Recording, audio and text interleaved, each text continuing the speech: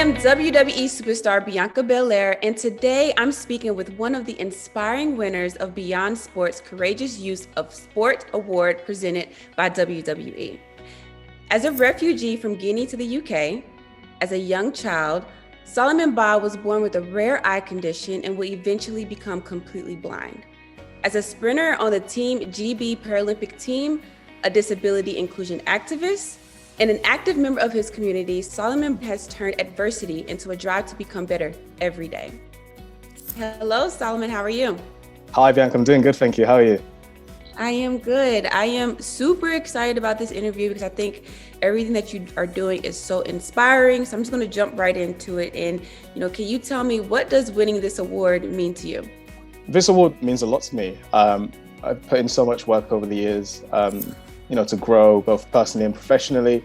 I've always wanted to inspire other people. I've always wanted to show people there is, a positive way, to live your life, to achieve your goals and to be successful.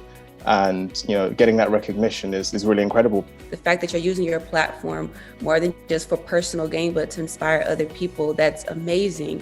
You're a Black, blind Muslim immigrant from a low-income family. Like, I can imagine how that could probably push you to drive your passion with this sport for maybe inclusion, respect opportunities, especially in the business world.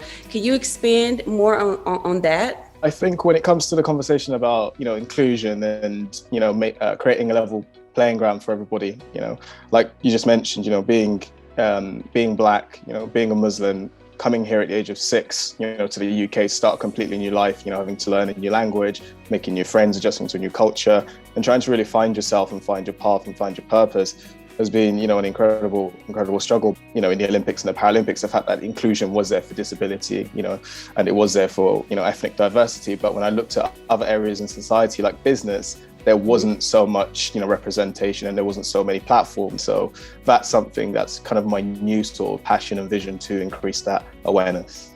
That's amazing that you don't just stop on the track and in sports, but you go outside that into the business world. So you're really touching a lot of people. So congratulations to you.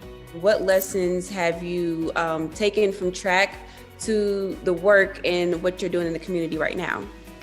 The older I'm getting, the more I'm, realizing certain things that, becoming somebody that, inspires others doesn't just come from yourself as an individual. It comes from a community and a team. And what athletics taught me through that was me being a success on the track was down to my coach, was down to my, nutritionist, my, sports psychologist, my parents giving me the love and stability, my friends. It takes an entire community to make somebody a success. There's a saying I heard the other day, it was, if you want to move quickly, you go alone. But if you want to move far, you go together. So we want to, progress things further than we can in society. Therefore, we have to do it together. I love that message about community and, success. A lot of times, a lot of people don't realize it does take a community, and it's a teamwork, and it's an effort. Like you said, it's a collective effort from a balance from everyone around you. Tell us more about the young people you mentor and the work you do with your organization. The first one I'd highly like to mention is the True Athlete Project, who are a charity that, develops an athlete beyond just sports. Being an athlete is bigger than just your performance. It's your, physical and mental health day to day. It's the impact you're having, in the people around you, but also it's the message you're projecting into society. And so the True Athlete Project really helped me, resonate with my own truth, to be able to express that beyond just my sport. And seeing that there were more, people similar to me that didn't have the opportunities I had, I wanted to set up something, to go out there and, spread the message, go into schools, colleges, and, universities, and say to them, you can be, a champion, you can be a success in sport or in business or whatever you choose. You're doing a lot of great work now. What is your focus for the future? I'm one of these people where I have like 100 goals a day. I'm the same way. I want to do everything. And that's what my coach, that was kind of like, obviously as much as the development on the track, it was one of the things my coach had to instill into me. It's single-minded focus, on the goal at hand. And again, another beautiful quote, which you might like, is, the goal is to keep the goal the goal. And so for me now, it's about having a single sort of minded focus on one task at a time. But, sport I feel like I've achieved a lot. Maybe there's some more in the near future as I'm still young.